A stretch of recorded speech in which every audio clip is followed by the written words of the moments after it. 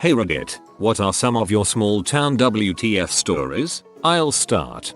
I was an EMT for a small company. One of our trucks hit a deer in a neighboring jurisdiction. Argument ensued about who got to keep the deer. Man on drugs throws cash register at store clerk. After pursuit that ends when he is captured on the roof of the bowling alley. He ends up in the hospital for having broken an ankle running. Tiny emergency room means he is placed in one of the two neighboring beds, the other being occupied by the store clerk. Hilarity ensues.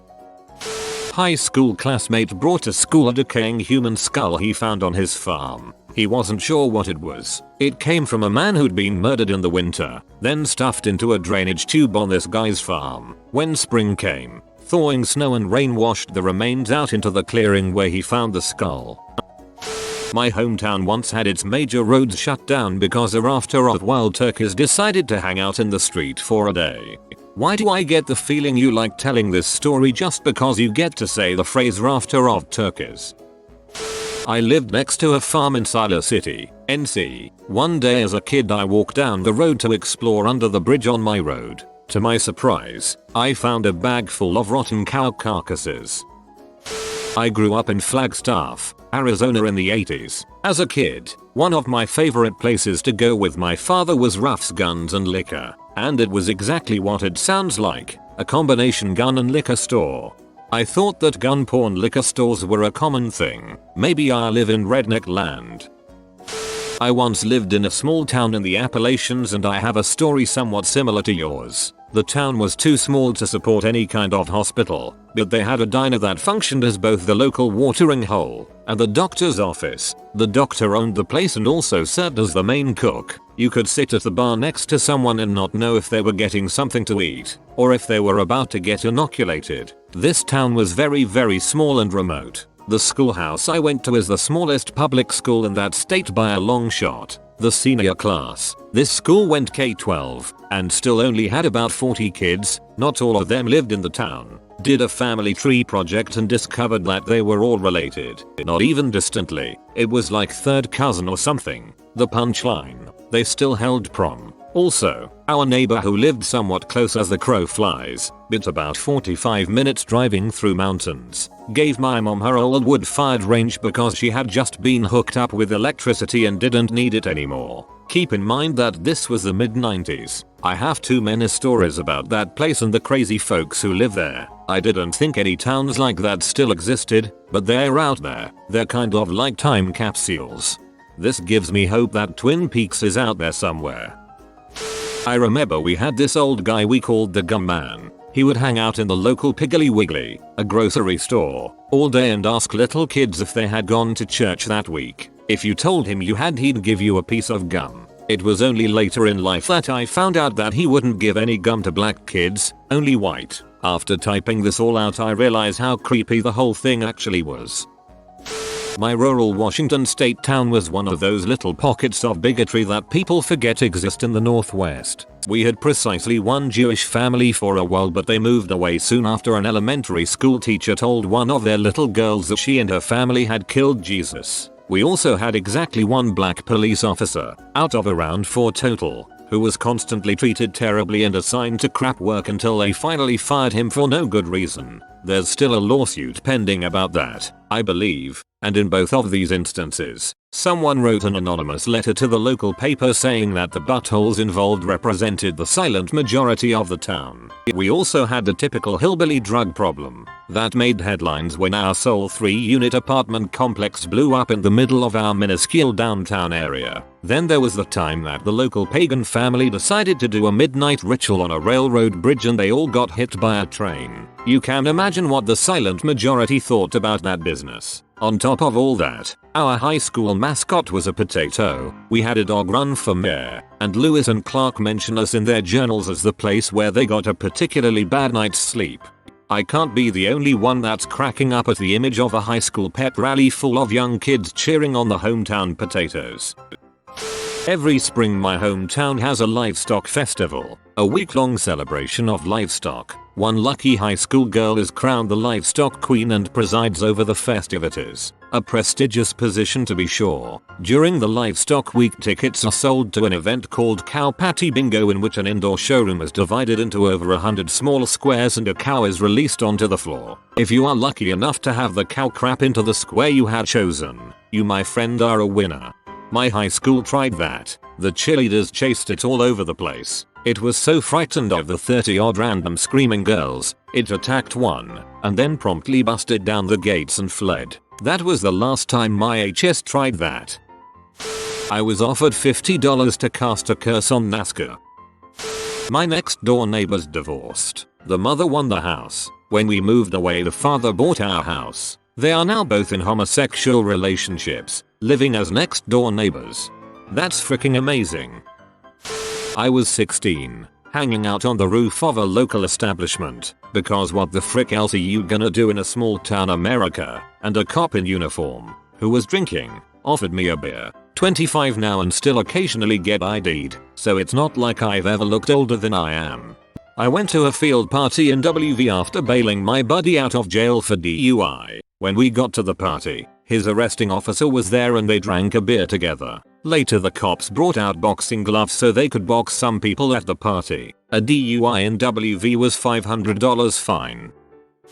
I grew up in Memphis, but I used to go to this really small town in Arkansas a couple weekends a month. I got a bowl cut with an actual bowl on my head by a barber with 3 fingers on one hand. I live in a small town. We have a saying, you don't lose your girlfriend, you lose your turn. Cue banjo. I was hanging out with my grandma's neighbor's 2 grandkids. Wes, the boy, wanted to go back in the bush. We lived in a rural area, and so his grandmother let him take me and his sister down the back road on an ATV. We were back there barely 10 minutes before we came across the most horrible stench I've ever smelled. Wes drove towards the smell, and we found a cow graveyard. There were 25 plus dead cows in various states of decay. Wes' sister said she was going to throw up, so we left. Not really that WTF, but I was quite young and had nightmares about zombie cows for months. Grimy. Little children including my sister set out on school's environment day to pick up trash in woods. Find World War II bomb. Frick putting that in my trash bag.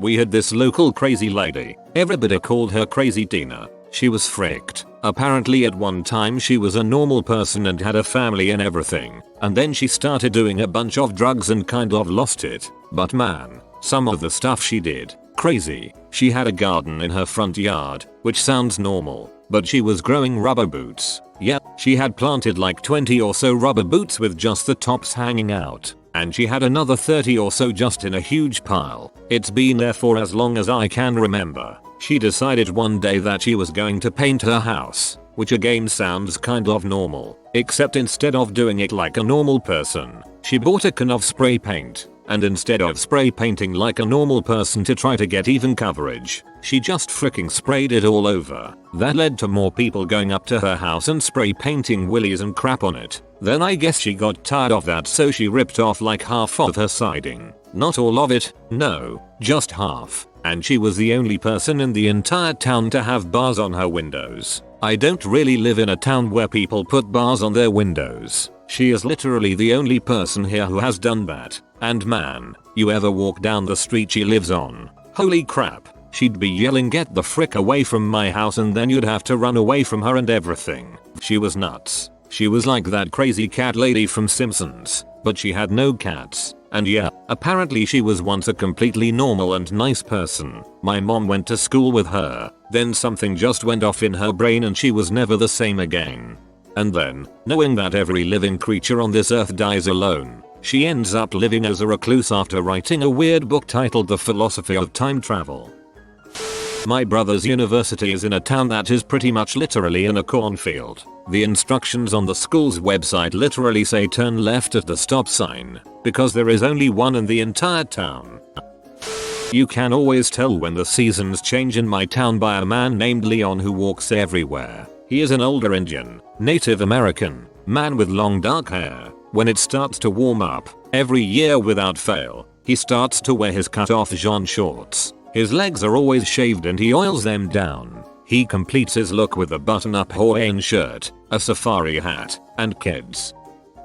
An oldish lady, I'd say around 50s, who was clearly 2 sandwiches short of a picnic, used to walk around the town all day every day with her dog and just muttering things to herself. Her dog died whilst she was walking it, but she didn't notice and spent most of that day dragging a dog around the village until someone felt the need to mention it. Pretty sad. Also, I never saw her again much after that.